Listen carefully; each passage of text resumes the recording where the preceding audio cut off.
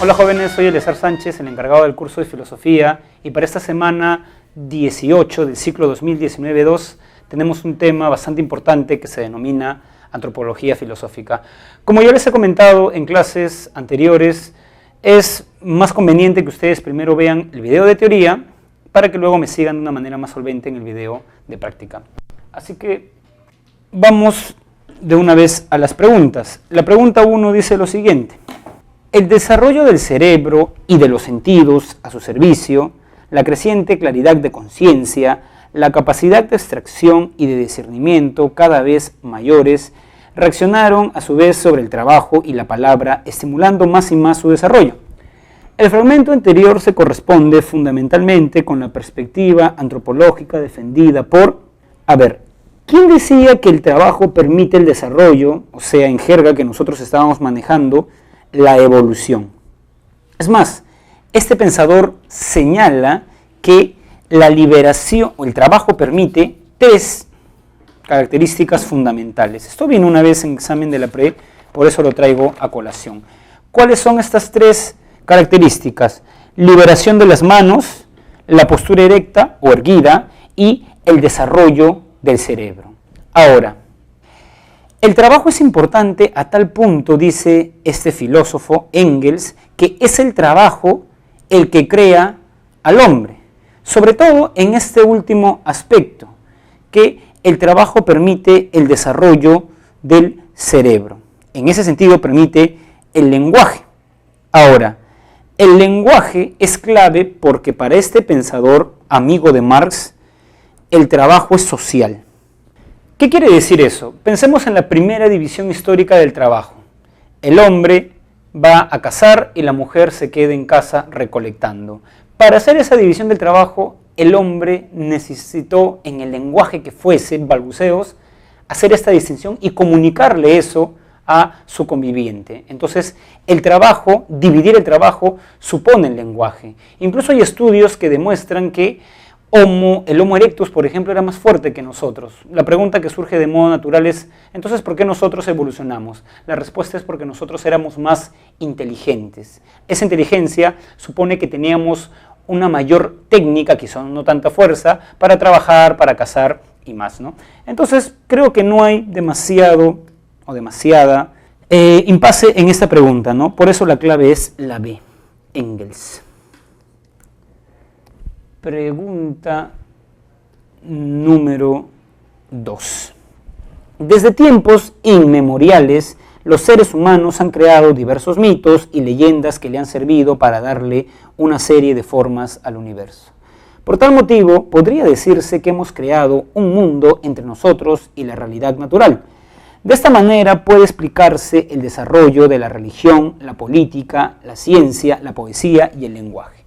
Entre los filósofos que defienden una postura acerca del problema de la esencia o naturaleza del hombre, aquel que podría coincidir con la reflexión anterior es A. Cassirer, B. Nietzsche, C. Engels o D. Scheler. Cassirer, jóvenes, es kantiano. Él tiene una famosa biografía de Kant.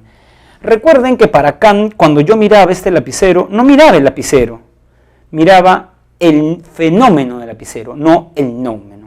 Bueno, Cassirer dice que nosotros interponemos entre nosotros y el mundo un sistema intermediario, que él llama un sistema simbólico, ¿no?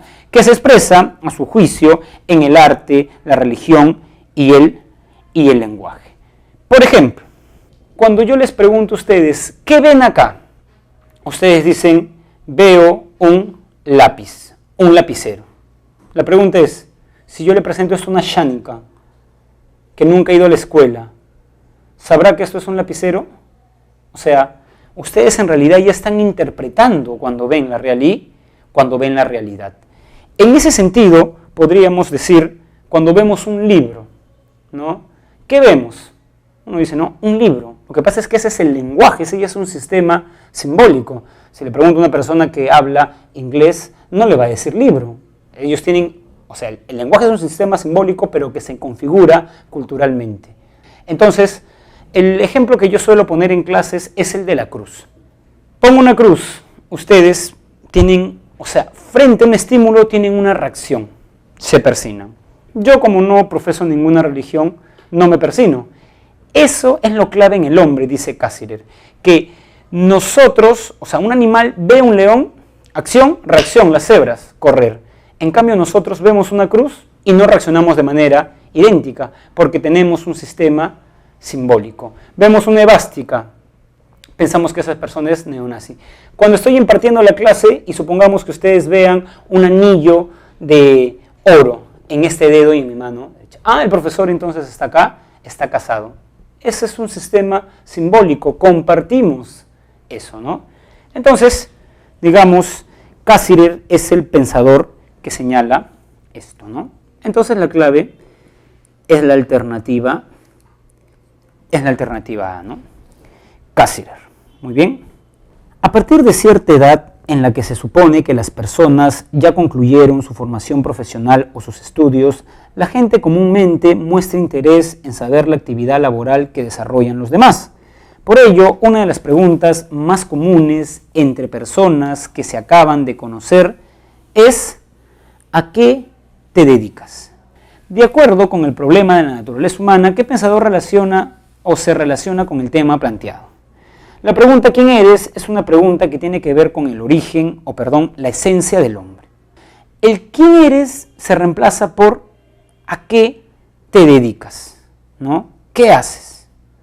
Entonces, eso supone en qué trabajas. Claro, esto puede ser visto como algo, ¿no? Eric Fromm tiene una famosa diferencia entre ser y tener. Muchas personas confunden esos dos planos. Y recuerdo que Antoine Saint-Exupéry, en el libro El Principito, también critica mucho eso, ¿no? Que las personas identifican quiénes son con lo que hacen. Sin embargo, hay un filósofo que cree que esta identificación no es, digamos, problemática, porque en realidad cuando el hombre trabaja, establece relaciones sociales de producción. Yo en la pre soy encargado de impartir clases, hay otra persona que distribuye la carga académica, hay otra persona, o sea, establecemos relaciones. Si ustedes trabajan en un mall, cumplen una función. En una empresa hay un obrero, hay un burgués, o sea, siempre cumplimos una función. Entonces, ese entramado de relaciones sociales, dice Marx, determina la forma de pensar. O sea, la estructura social determina la superestructura ideológica, ¿no? Eso, por ejemplo, lo dice Marx. Y en ese sentido pusimos en la semana número 8, recuerdo, el ejemplo de las personas que, digamos, son pobres y las personas que ostentan riqueza. ¿Por qué no piensan de manera similar? ¿No? ¿Por qué las personas de ciertos sectores leen a Marx asiduamente y quieren cambiar el sistema capitalista? Porque están abajo, son obreros. Pero las personas que quieren mantenerse en el capitalismo, ¿por qué piensan así? Porque son burgueses y a ellos no les conviene eso. El lugar que tengas tú en el fenómeno de producción va a determinar tu forma de pensar. Por ejemplo, un caso nada más. ¿En qué sector, vamos a hablar no de A, B, C, sino proletarios o burgueses, se da más cabida a la religión? Podríamos decir que en los proletarios. En ese punto Marx sigue a Hegel. Hegel decía que la religión es el suspiro de la conciencia desventurada. ¿Qué quiere decir eso? Que como el proletario no es feliz acá, va a querer ser feliz en un lado. Por eso el cielo es el reino de los pobres. En cambio, una persona que ostenta riqueza, y además eso lo prueban muy bien los sociólogos, conforme uno sube en la pirámide, va bajando el índice de creyentes. La mayor parte de creyentes está en la base, digamos, de las personas que ocupan los últimos lugares en índice de riqueza, ¿no? Entonces eso diría que tu lugar determina ciertamente la forma de pensar. Esto es Marx, ¿no? Por eso la clave es la alternativa C. Pregunta 4. Los valores, la moral y las tradiciones que rigen nuestras vidas no han surgido de la noche a la mañana, se han ido construyendo de manera paulatina a través del tiempo. De la misma forma, el universo y la naturaleza se han transformado y han ido cambiando al hombre hasta hacerlo como es en nuestros días, con todos sus progresos sociales, culturales y materiales. ¿Qué filósofo sostendría una afirmación de este tipo con respecto al problema del origen del hombre, ¿no? Miren, acá hablan, ustedes siempre tienen que detectar los indicadores, ¿no? Se han ido construyendo de manera paulatina en el tiempo, se ha transformado. A ver, de acuerdo al origen del hombre tenemos dos posturas, la del creacionismo, que defienden que el hombre ha sido creado, pero también defienden el fijismo. ¿Qué es el fijismo, jóvenes? Si ustedes han visto la pintura que está en la Capilla Sixtina de Miguel Ángel, la creación de Adán, se ve que Dios está creando a Adán. Esa pintura muestra muy bien el fijismo. El fijismo es la característica del creacionismo que señala que Dios crea al hombre con las mismas características que posee ahora. Por ejemplo, Adán no estaba cubierto de pelos, era como yo, digamos, tenía cabello solamente acá. Caminaba de forma erguida, articulaba el lenguaje, o sea, Adán se parece a nosotros, el primer hombre a nosotros. No hemos cambiado sustancialmente. Sin embargo, el evolucionismo, y quiero que vean eso, critica el fijismo, porque para el evolucionismo nosotros no somos idénticos a los primeros homínidos. O sea, hay algo en lo que nos parecemos, pero por ejemplo, los primeros homínidos no articulaban el lenguaje. Entonces ha habido progreso y cambio. Ahora, ustedes podrían decir, profesor, pero a ver, así como usted lo está planteando, la clave puede ser Engels o Spencer. Pero si vemos la pregunta, vemos que no hay Engels. Entonces la clave es Spencer. Pero les quiero dar un dato más. ¿Y qué ocurriría si estuviera Engels? Lo que pasa es que para Engels el hombre evoluciona. En cambio, recuerden que para Spencer evoluciona la realidad, el hombre y la sociedad. O sea, la evolución es un concepto que penetra toda la realidad. No solamente el hombre evoluciona. Y por eso, con mucha más razón, tenemos que la clave es la alternativa A.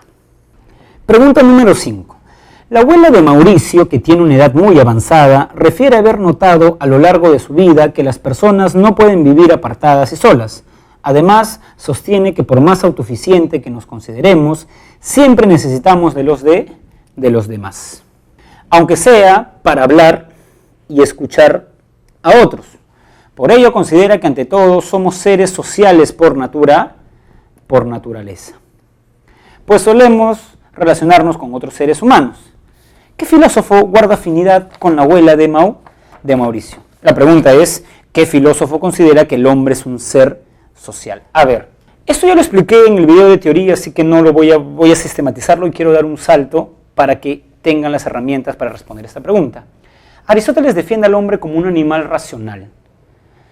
En griego razón es logos, pero logos también es lenguaje. O sea, ustedes prueban que son racionales al articular y expresar o poder expresar sus pensamientos, ¿no? Muy bien, en ese sentido de que el hombre es un animal racional, pasamos a que el hombre es un animal social. ¿Por qué? Vuelvan a ver el video, les doy 3 razones. Razón económica, necesitamos de los otros para satisfacer nuestras necesidades. Razón ética, necesitamos de los otros para ser felices. Y la tercera razón es que ontológica, necesitamos de otro para hacernos seres humanos. O sea, el hombre naturalmente tiene una necesidad de comunicación, de conversar con otros, de llegar a su casa y contarle su vida a otra persona. Por eso creo personalmente, y es una hipótesis que quiero compartir con ustedes, de que las redes sociales juegan con algo muy íntimo del ser humano, su necesidad de comunicación. Y como ahora en el siglo XXI, en estas sociedades posmodernas, estamos más solos que nunca. Un alumno me objetó esto, dijo, profesor, pero no estamos solos.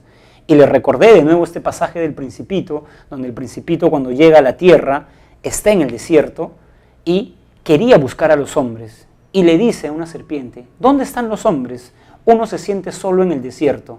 Y la serpiente le dice, uno también se siente solo entre hombres. Uno puede estar solo en un supermercado, sentirse solo. Ahora, las redes sociales te crean la apariencia de estar acompañado. Por eso vemos personas en el tren que están whatsappeando o, digamos, conversando por Messenger con otras personas. Entonces, la persona que inventó las redes sociales en realidad ha tocado una fibra esencial de la naturaleza humana. No sé si ha leído Aristóteles o no, pero cree que el hombre es un animal social, ¿no? Entonces, la clave es la D. Pregunta 6. Ignacio piensa que el ser humano se comporta movido por sus instintos naturales y que en esencia los valores que rigen nuestra conducta son los de la altivez, el orgullo y el egoísmo. No obstante, a lo largo del tiempo nos han hecho creer que el hombre actúa de forma compasiva y piadosa con los demás. El pensador que hizo énfasis en que estas características son las que definen la esencia del ser humano fue, Nietzsche hace una diferencia clásica entre lo que somos y lo que quisiéramos ser. Lo que somos son nuestros instintos naturales. Por ejemplo, el hombre es egoísta. Sin embargo, el cristianismo dice que no somos seres instintivos, sino más bien seres espirituales, o sea, somos compasivos. Les pongo un ejemplo nada más. Si les interesa la película Batman, el Caballero de la Noche, hay muchos documentales en YouTube que hablan del Joker de esa película, no del último Joker, como un ser nietzscheano. ¿Por qué? Hay una única escena donde el Joker conversa largo y tendido con Batman. Y el Joker le dice a Batman, está en la prisión de Gordon, estos seres humanos, refiriéndose a los policías, se creen muy morales, ¿no? Creen que respetan sus códigos, esto. Tócales algo que ellos quieren y vas a ver cómo se comen como perros. Y en efecto, en lo que viene de la película después de esa escena, ¿qué es lo que hace el Joker? Le toca el hijo a una policía y la policía da el paradero de Harvey Dent. O sea, ¿qué es lo que quiere mostrar el Joker? Que tú respetas las normas morales mientras no te afecte. Pero una vez que te afecta, sale tu instinto de supervivencia. Ejemplo. Han puesto dinamita en su casa. En su casa está su papá, su mamá y sus 2 hermanos, 4 personas. Y también han puesto dinamita en un local de la pre. Y ustedes tienen que decidir. En el local de la pre 500 personas, en su casa 4 personas. ¿A quién salvarían? Está en sus manos salvar. Ese es un dilema ético. Profesor, salvaría a mi familia, responde la mayoría. ¿Son cristianos? Sí, profesor. ¿Y dónde quedó su amor al prójimo? Es que el amor al prójimo es que una máscara. Yo respeto a todos mientras todo va bien, pero si en este momento comienza a ocurrir un movimiento telúrico, sálvese quien pueda. Empujas a la gente, o sea, no te importa. Entonces, Nietzsche es el filósofo de la máscara. La moral es una hipocresía. Nos ponemos mascaritas morales. Juramos cosas cuando nos casamos, cuando en el fondo, dice Nietzsche, sabemos que no las vamos a cumplir, ¿no? Por eso, por donde se ve esta pregunta, la clave es Nietzsche. La pregunta número 7 dice, Ricardo considera que hay un rasgo diferenciador esencial entre el hombre y los animales. Así, cuando un animal tiene el deseo de comer, necesariamente va en busca de alimentos. En cambio, cuando un ser humano tiene hambre, puede optar por el ayuno. Es decir, puede dominar sus deseos o instintos. Además, el hombre es el único ser que tiene conciencia de su libertad.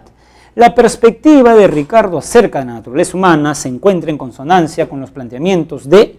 Hay una diferencia que subyace a esta pregunta entre animal y hombre. El animal se somete a sus instintos. El hombre posee libertad frente a sus deseos. ¿Qué quiere decir eso? Como dice la pregunta. Deseo de comer. ¿Lo tiene el animal? Lo tiene el hombre. El animal, si tiene deseo de comer, come. En cambio, el hombre, si está en una religión que ayunan los sábados, se levanta, tiene hambre, pero puede tener libertad frente a sus instintos, ¿no? Pongamos otro ejemplo. Un perrito está en la calle y quiere intimar con una perrita. Lo hace en la calle, tiene deseo, se somete a él. En cambio, un hombre está casado, ama a su mujer y tiene deseos por su secretaria. No lo hace, domina sus instintos. O sea, lo que define al hombre es la libertad frente a sus instintos. Y tiene libertad porque tiene espíritu. El hombre es un ser espiritual. Eso lo dice Scheller, primer argumento. Y el segundo argumento con el cual termina la pregunta es porque el hombre tiene conciencia y autoconciencia. El perro mira este salón, está mirando, ¿no? Percibo esto, tengo conciencia de esto. Algo propio del hombre, dice Scheller, es que uno tiene autoconciencia. O sea, salgo de este ambiente de grabación y comienzo a pensar en mí mismo, autoconciencia, las cosas que he vivido. Por eso el gran poeta checo, Rilke, decía que solo el hombre tiene sus ojos como movidos hacia adentro. La introspección es algo muy humano y eso también para Scheller es gracias al espíritu. Por eso la clave es la alternativa A. Y finalmente la pregunta número 8. que es un texto de Descartes en las Meditaciones Metafísicas. Yo soy, existo, esto es cierto, pero ¿cuánto tiempo? Todo el tiempo que dure mi pensar. Pues acaso podría suceder que si cesase, o sea, dejase por completo de pensar, cesara al propio tiempo por completo de existir. Ahora no admito nada que no sea necesariamente verdadero. Ya no soy, pues, hablando con precisión, sino una cosa que piensa. Ahí está la definición de Descartes. Es decir, un espíritu, un entendimiento o una razón. Términos estos cuya significación desconocía yo anteriormente, ¿no? A ver, jóvenes, recuerden rápidamente. El fin de la filosofía de Descartes es encontrar certezas. El método es la duda metódica o el criterio de certidumbre. La primera certeza a la que arriba Descartes después de poner en práctica la duda metódica es la famosa frase cogito ergo sum. Pienso, luego existo. Pero luego Descartes quiere averiguar qué significa existir. Y en ese sentido, Descartes nos va a decir que el hombre es un compuesto de res extensa más rex cogitans. ¿Qué quiere decir eso? La res extensa, jóvenes, es la sustancia corporal. En cambio, la res cogitans es la sustancia pensante. Cuando Descartes dice soy una cosa que piensa, lo que Descartes está diciendo es que lo que define al hombre, la esencia del hombre, a pesar de que el hombre es res extensa más res cogitans, su esencia es la rex cogitans, el pensamiento. ¿Por qué? Porque los animales también tienen cuerpo, pero no tienen rex cogitans. Es más, esto nos lleva a una pregunta de examen de admisión bastante cercana. Si el hombre es un compuesto de res extensa más rex cogitans y estas sustancias son diferentes, ¿cómo se relacionan? Descartes, para salvaguardar su filosofía, tiene que ubicar el alma en el cuerpo. Pregunta de examen de admisión. ¿En qué parte del cuerpo ubica Descartes el alma? En la glándula pi, en la glándula pineal. Y por eso, jóvenes, precisamente, miren el título completo de las Meditaciones Metafísicas. Este fue el título con el cual salió por primera vez. Meditaciones acerca de la filosofía primera, en las cuales se demuestra la existencia de Dios y la distinción real entre alma y cuerpo. Y la conclusión es que el hombre es fundamentalmente alma, espíritu, o sea, una cosa que piensa. Muy bien, jóvenes, entonces hemos comentado estas 8 preguntas muy interesantes que ponen a prueba, digamos, su dominio del tema. Recuerden que siempre tienen que comprender las preguntas, sobre todo para los chicos del bloque E, o sea que les viene 8 preguntas de filosofía, se habrán dado cuenta que en los exámenes les suele venir texto. Practiquen, por favor, el texto. En esta oportunidad les voy a dar la clave del texto de Nietzsche, ¿no? La clave es la D, una degeneración de la naturaleza humana al negar la voluntad, ¿no? Entonces, espero asimismo que este curso les haya servido para responder fundamentalmente a las preguntas de dónde venimos y qué nos diferencia de los animales, o ahora con esto de la inteligencia artificial, qué diferencia un hombre de un robot, de una computadora. Nos vemos en la siguiente clase, que es la última, con una suerte de repaso de todos los temas.